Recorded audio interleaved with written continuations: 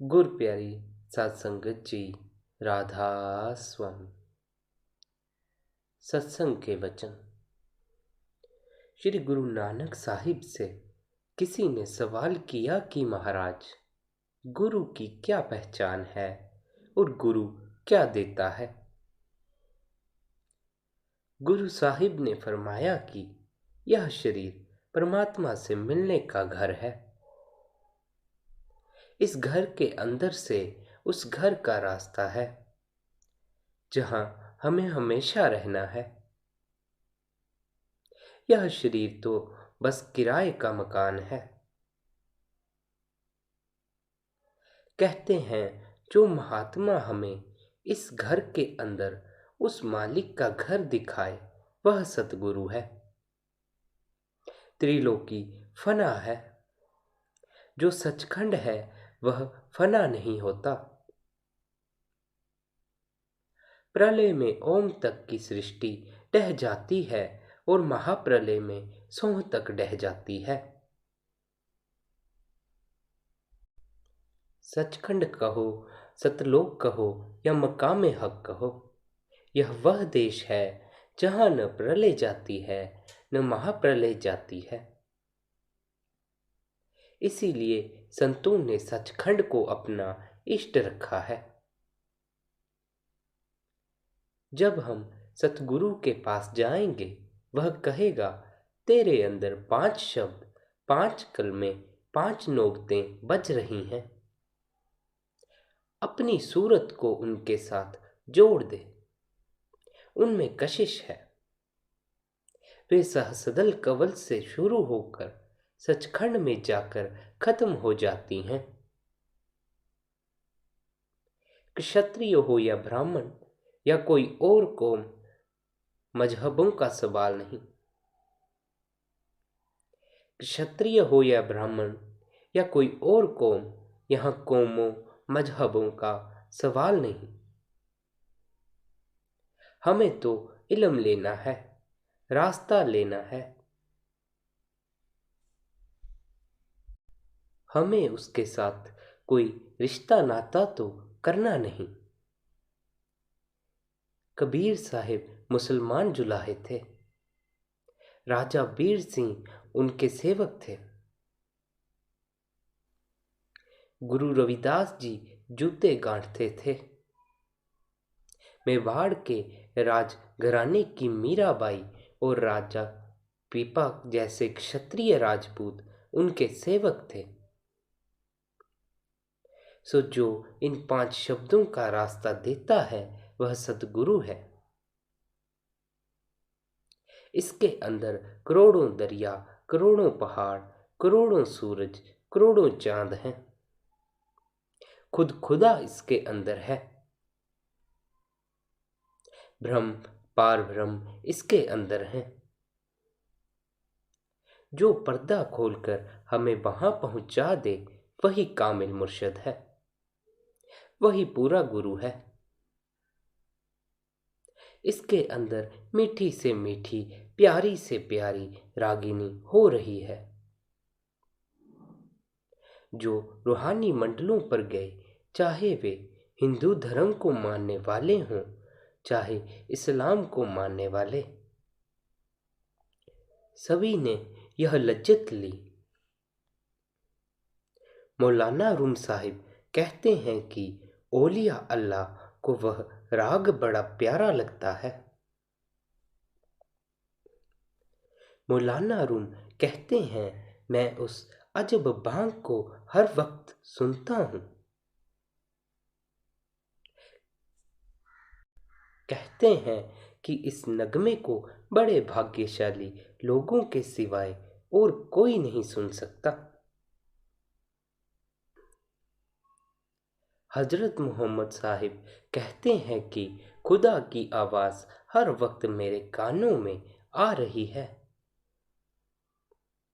तो लोगों ने पूछा कि वह आवाज़ हमें क्यों नहीं सुनाई देती। कहते हैं खुदा ने तुम्हारे कानों पर मोहरें लगा रखी हैं। जाओ किसी कामिल मुर्शिद के पास ताकि वह तुम्हारे कानों की मोहरें खोल दे। मौलाना रूम साहिब कहते हैं, आंखों तक यह शरीर कब्र है। इन 6 चक्रों में नाम नहीं, केवल लफ्ज हैं। नाम आंखों से ऊपर है, जो नाम मुक्ति देता है वह आंखों से ऊपर है। जब तू 6 मंजिलों को लांघकर 7वीं मंजिल पर जाएगा तो वहां से 5 नौबतें शुरू हो जाएंगी। वहां से लेकर मकामे हक तक 5 नौबतें मुकम्मल हो जाएंगी। फिर कहते हैं, रब ने हर एक इंसान की आंखों के पीछे पर्दा लगाकर उसे बाहर निकाला हुआ है। फिर यह पर्दा खोलता किस तरह है? वह अकाल पुरुष मुर्शिद बनकर पर्दा खोलने के लिए आता है। फिर क्या हिदायत देता है? कहते हैं, वह कहता है, तू चुपचाप अंदर तवज्जो दे, अंदर 5 नौबतें बज रही हैं। जब तू 9 दीवारों से ऊपर चढ़ जाएगा, अंदर की राह एक है।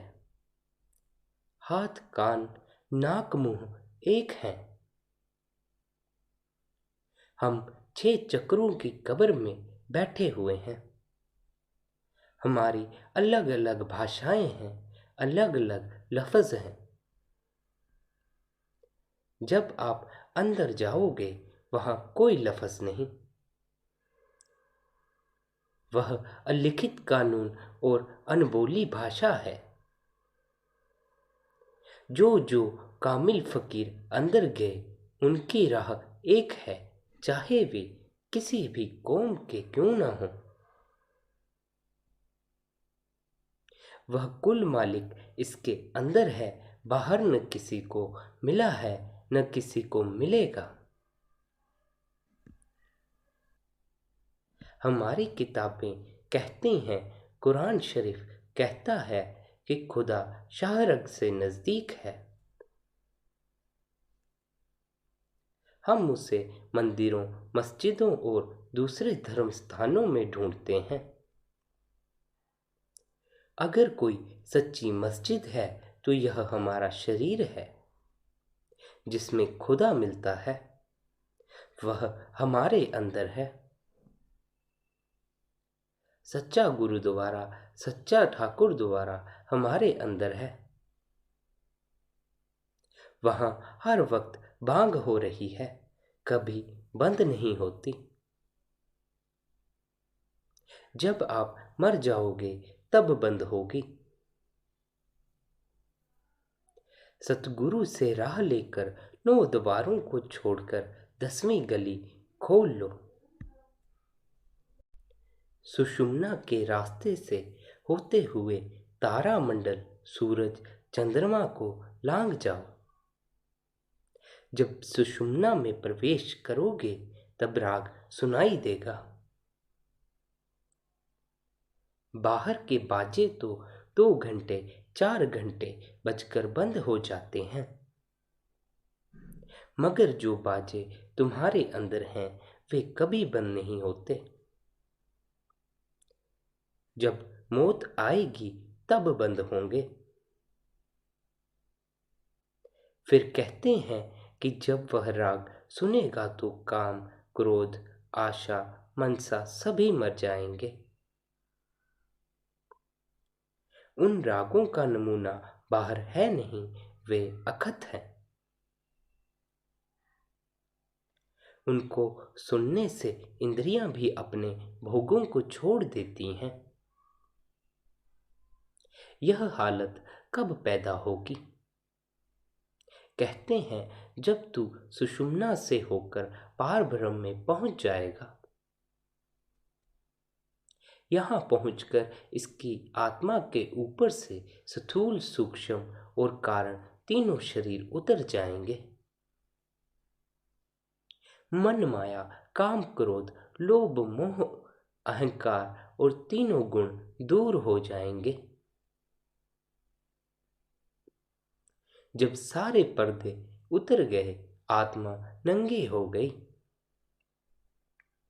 उस वक्त यह कहती है कि मैं आत्मा हूं। यह हालत गुरु की कृपा से ही मिलती है। हर एक आत्मा का झुकाव नीचे की ओर है। इंसान का हृदय कमल उल्टा हुआ है। हर एक आदमी के अंदर आपे हयात यानी अमृत बरस रहा है। जिसे माया पी जाती है, काम क्रोध पी जाते हैं। यह खाली का खाली रह जाता है। अगर किसी गिलास को उल्टा रख दो, चाहे सारा साल बारिश होती रहे, उसके अंदर पानी की एक बूंद भी नहीं जाएगी। अगर उसे सीधा कर दो तो पहले नहीं तो दूसरी बारिश में जरूर भर जाएगा। जब कामिल मुर्शिद मिला, उसने राह बता दी। यह उलटकर आसमानी मंजिलों पर चढ़ा तो हृदय कमल सीधा हो गया। अमृत बरसा और वह अमृत से भर गया। इसने अमृत पिया और शांति आ गई। यह तो अभी पहली मंजिल का हाल है। मन लज्जत का आशिक है, दुनिया की करोड़ों लज्जतें दे दो, यह तृप्त ही नहीं होता। इसे वश में करने की एक ही दवा है। अगर ऋषि मुनियों ने वश में किया है तो इसी दवा से।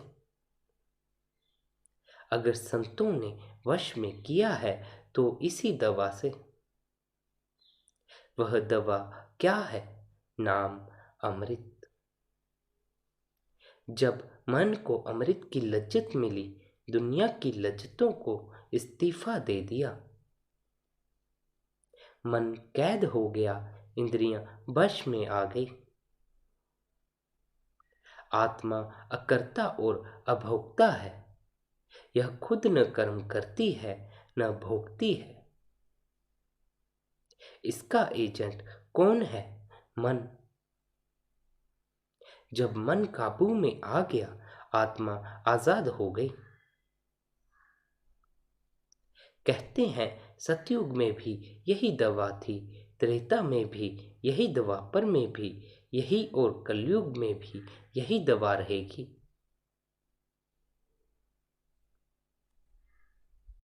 गुरु नानक साहिब कहते हैं, हमारे और परमात्मा के बीच में अगर कोई पर्दा है तो मन का है। जो हाय हाय करते हैं कि मन नहीं लगता, वे मेहनत नहीं करते। अगर मेहनत करें, उलटकर ऊपर जाएं तो अमृत मिले। इसकी मोहब्बत लगी हुई है दुनिया के साथ, फिर मिले क्या? गुरु तेग बहादुर कहते हैं, जिस तरह किसी दीवार पर तस्वीर बनी हुई है, अगर हम उससे कहें कि या हमारे साथ बातें कर, तो वह दीवार को नहीं छोड़ती। इसी तरह हमारा मन दुनिया के पदार्थों में फंसा हुआ है। जब यह उलटकर अमृत पिएगा तो कैद हो जाएगा। जब मन कैद हुआ, आत्मा आजाद हो गई। अंदर मीठी से मीठी और प्यारी से प्यारी रागनियां हो रही हैं। यह राग कब से शुरू हुआ? जब से दुनिया बनी है, यह राग तब से शुरू है। यह राग कब खत्म होगा? जब दुनिया खत्म हो जाएगी, राग खत्म हो जाएगा। इन रागों के जरिए रूह को ऊपर चढ़ना है।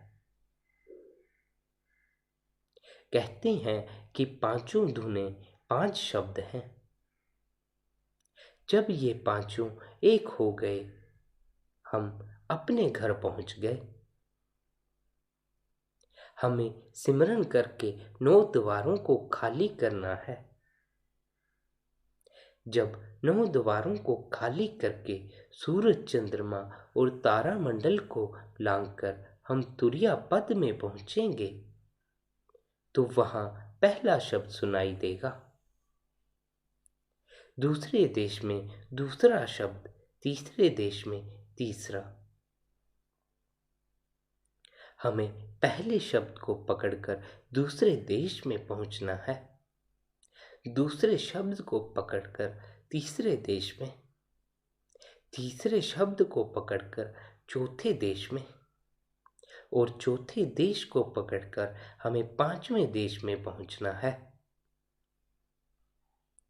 5वें देश यानी सचखंड में जाकर पांचों शब्द एक हो जाएंगे। वह हमारा घर है, हम वहां से आए हैं और हमें वहीं जाना है। वहां कैसे पहुंचा जा सकता है? कहते हैं 5 शब्दों के द्वारा वहां पहुंचा जा सकता है। अब गुरु नानक साहिब कहते हैं कि जो वहां पहुंचता है वह सतगुरु है। जो महात्मा शब्द की कमाई करके सचखंड सतनाम में पहुंच जाए, हम उसके दास हैं। वह हमारा गुरु है। गुरु नानक साहिब को दास तो क्या बनना था, वे तो मालिक में मिलकर खुद मालिक बन चुके थे। फिर भी कहते हैं कि मैं उसका दास हूं। मगर हम खोज तो करते नहीं, बल्कि हमने उनकी तालीम को मजहब बना लिया और लड़ने लग गए। मैं कहता हूं कि जो वाणी कह रही है वह आदमी के अंदर है। राधा स्वामी जी।